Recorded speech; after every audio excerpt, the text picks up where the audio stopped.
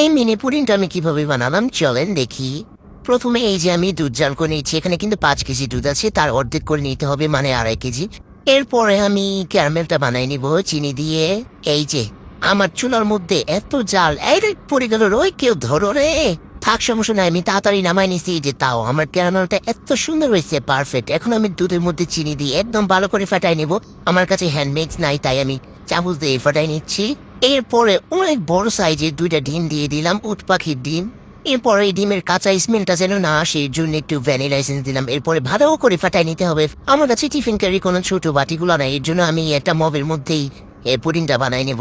এখন আমি একটা কাপড় দিয়ে দিলাম যেন না পড়ে যায় পুডিংটা নিচ দিয়ে।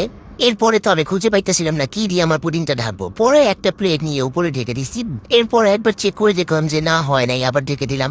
নেক্সট বার চেক করলাম, দেখে হয়ে গেছে। মানে এটা হইতে এত টাইম লাগছিল কি বলবো। এখন হচ্ছে আমি পুডিংটা মোল্ড আউট করে নিব।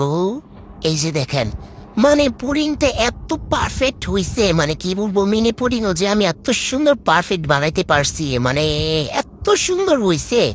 এই যে কেটে দেখাচ্ছি, দেখেন কতটা পারফেক্ট হইছে, ভিতরে সফট হইছে, একটু কাঁচা থাকে নাই, একদম পারফেক্ট।